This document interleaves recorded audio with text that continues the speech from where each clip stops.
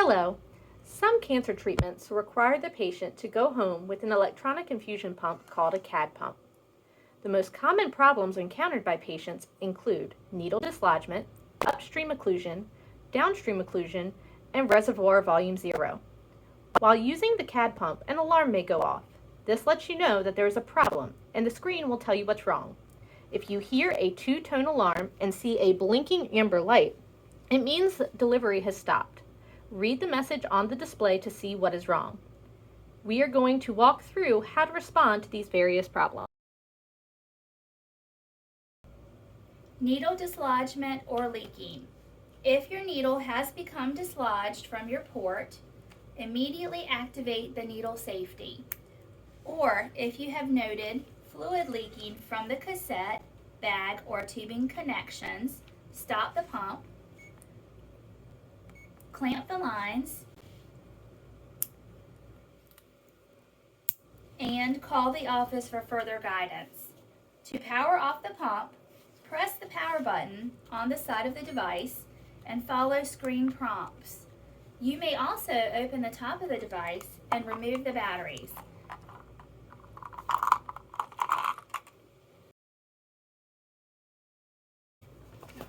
Upstream occlusion. If fluid is not flowing from the bag to the pump, you will hear a two-tone alarm.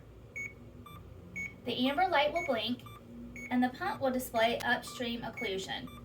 An occlusion is a blockage. Press the silence button to silence the alarm. Press the help button. Follow the prompts on the screen. Check the tubing and IV bag connections. Press next on the pump. Check for a kink in the tubing.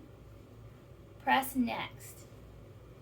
Reposition the bag in the pouch or backpack. Fix the blockage and press acknowledge. If successful, this will automatically resume the infusion. Downstream occlusion. If fluid is not flowing from the pump to the patient, you will hear a two-tone alarm.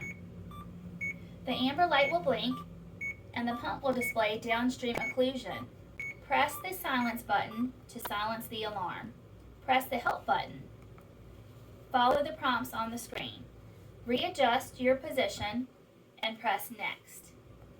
Check the tubing for any kinks. Press next. Check for any closed clamps. Fix the blockage. If successful, this will automatically resume the infusion.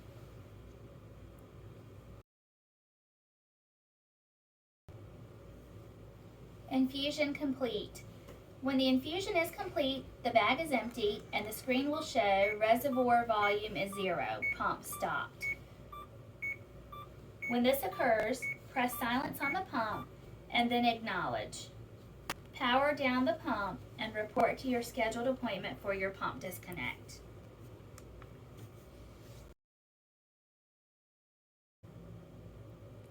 If you need help during business hours, call the office and follow the prompts to reach the triage nurse.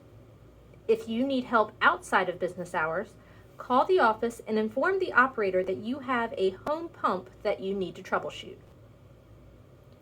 There are two other troubleshooting incidents that could occur but are seen much less frequently in our practice as they are typically discovered and addressed in office.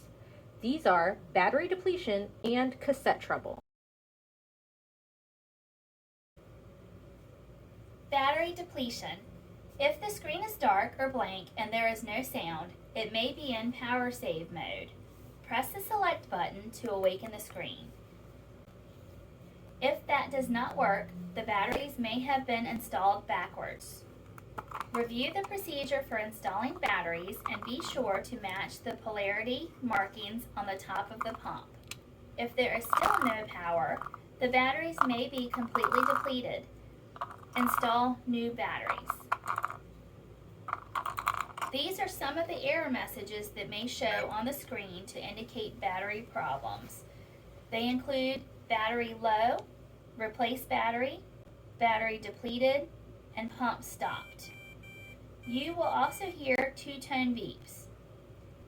Either installing the batteries correctly or replacing them with new batteries will fix these problems.